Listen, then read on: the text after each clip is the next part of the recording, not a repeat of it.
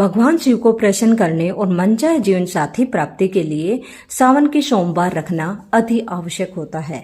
पौराणिक मान्यता के अनुसार महादेव को यह व्रत अति प्रिय है।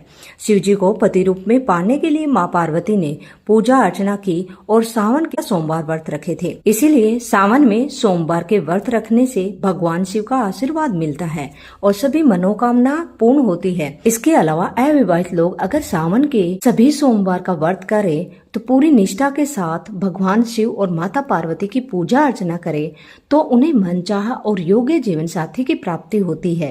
लेकिन सावन सोमवार का व्रत कथा के बिना अपूर्ण है, इसीलिए आज हम आपके लिए लेकर आए हैं सावन सोमवार व्रत की प्राचीन कथा। अमरपुर नगर में एक धनी व्यापारी रहता था। दूर दूर तक उसका व्यापार फैला हुआ था। नगर में उस व्यापारी का सभी लोग मान सम्मान करते थे।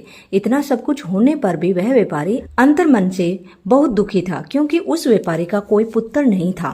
दिन रात उसे एक ही चिंता सताती थी, उसकी मृत्यु के बाद उसके इतने बड़े व्यापार और धन संपत्ति को कौन संभालेगा। पुत्र पाने की इच्छा से वह व्यापारी प्रति सोमवार भगवान शिव की पूजा अर्चना किया करता था। सायंकाल को व्यापारी शिव मंदिर में जाकर भगवान शिव के सामने घी का दीपक जलाया करता था। उस व्यापारी की भक्ति देखकर एक दिन पार्वती ने भगवान शिव से कहा, हे प्राणनाथ, यह व्यापारी आपका सच्चा भक्त है। कितने दिनों से यह सोमवार का व्रत और पूजा नियमित कर रहा है। भगवान, आप इस व्यापारी की मनोकामना अवश्य पूर्ण करें। भगवान शिव ने मुस्कुराते हुए कहा, हे पार्वती, इस संसार में सबको उसके कर्म के अनुसार फल की प्राप्ति होती है। प्राणी जैसा कर्म करता है उसे वैसा ही फल प्राप्त होता है। इसके बावजूद पार्वती नहीं मानी। उन्होंने आग्रह करते हुए कहा, नहीं प्राणनाथ, आपको इस व्यापारी की इच्छा पूरी करनी ही पड़ेगी। यह आपका अन्यन भक्त है। प्रति सोमवार आपका विधिवत व्रत रखता है और पूजा अर्चना के बाद आपको भोग लगाकर एक समय भोजन ग्रहण करता है। आपको इसे पुत्र प्राप्ति का वरदान देना ही होगा। पार्वती का इतना आग्रह देखकर भगवान शिव ने कहा, तुम्हारे आग्रह पर मैं इस व्यापारी को पुत्र प्राप्ति का वरदान देता हूँ, लेकिन उसका पुत्र 16 वर्ष से अधिक जीवित नहीं रहेगा। उसी रात भगवान शिव ने सौपन में उस व्यापारी को दर्शन देकर उसे पुत्र प्राप्ति का वरदान दिया और उसके पुत्र के 16 वर्ष तक जीवित रहने की बात बताई। भगवान के वरदान से व्यापारी को खुशी तो हुई, लेकिन पुत्र की अल्पायु की चिंता ने उस खुशी को नष्ट कर दिया। व्यापारी पहले की तरह सोमवार का विधिवत व्रत करता रहा। कुछ महीने पश्चात उसके घर में अति सुंदर पुत्र उत्पन्न हुआ। पुत्र जन्म से व्यापारी के घर में खुशियां भर गई। बहुत धूमधाम से पुत्र जन्म को समारोह मनाया गया।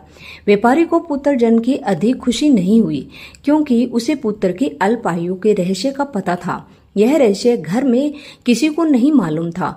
विद्वान ब्राह्मणों ने उस पुत्र का नाम अमर रखा। जब अमर 12 वर्ष का हुआ तो शिक्षा के लिए उसे वाराणसी भेजने का निश्चय हुआ। व्यापारी ने अमर के मामा दीपचंद को बुलाया और कहा कि अमर को शिक्षा प्राप्त करने के लिए वाराणसी छोड़ आओ। अमर अपने मामा के साथ शिक्षा प्राप्त करने के लिए चल दिया।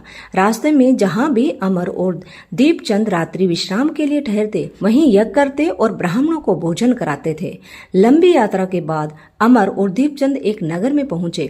उस नगर के राजा की कन्या का विवाह खुशी से पूरे नगर को सजाया गया था। निश्चित समय पर बारात आ गई, लेकिन वर का पिता अपने बेटे के एक आंख से काना होने के कारण बहुत चिंतित था। उसे इस बात का भय सता रहा था कि राजा को इस बात का पता चलने पर कहीं वह विवाह से इनकार न कर दे, इससे उसकी बदनामी होगी। वर के पिता ने अमर को देखा तो उसके मस्तिष्क में एक विचार आया।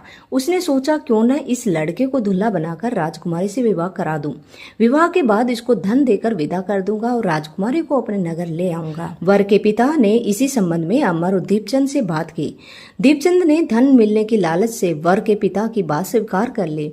अमर को दूल्हे के वस्त्र पहनाकर राजकुमारी चंद्रिका से विवाह करा दिया। राजा ने बहुत सा धन देकर राजकुमारी को विदा किया।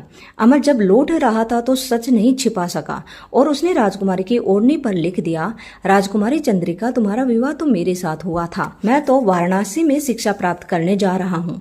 अब तुम्हें इस नवयुवक की पत्नी बनना पड़ेगा, वह काना है।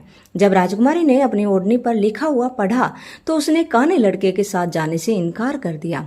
राजा ने सब बातें जानकर राजकुमारी को महल में रख लिया। उधर अमर अपने मामा दीपचंद के साथ वाराणसी पहुंच गया। अमर ने गुरुकुल में पढ़ना शुरू कर दिया। जब अमर की आयु 16 वर्ष हुई तो उसने एक यज्ञ किया। यज्ञ की समाप्ति पर ब्राह्मणों को भोजन कराया और खूब अन्न वस्त्र दान दिए। रात को अमर अपने शयन कक्ष में सो गया। शिव के वरदान के अनुसार शयन कक्ष में ही अमर के प्राण पखेरु उड़ गए। सूर्योदय पर मामा अमर को मृत देखकर रोने पीटने लगा। आसपास के लोग भी एकत्रित हो गए। मामा के रोने और विलाप करने के स्वर समीप में गुजरते हुए भगवान शिव और माता पार्वती ने भी सुने। पार्वती ने भगवान से कहा, प्राणनाथ, मुझसे इसके रोने का स्वर सहन नहीं हो रहा है। आप इस व्यक्ति के कष्ट को अवश्य दूर करें। भगवान शिव ने पार्वती के साथ अदृश्य रूप में समीप जाकर अमर को देखा तो पार्वती जी से बोले, पार्वती, यह तो उसी व्यापारी का पुत्र है। मैंने इसे 16 वर्ष की आयु का वरदान दिया था। इसकी आयु तो पूरी हो गई। पार्वती ने फिर भगवान से निवेदन करके कहा, हे प्राणनाथ, आप इस लड़के को जीवित करें, नहीं तो इसके माता पिता पुत्र की मृत्यु के कारण रो रो कर अपने प्राण का त्याग कर देंगे। इस लड़के के पिता तो आपका परम भक्त है, वर्षों से सोमवार का व्रत करते हुए आपको भोग लगा रहे हैं।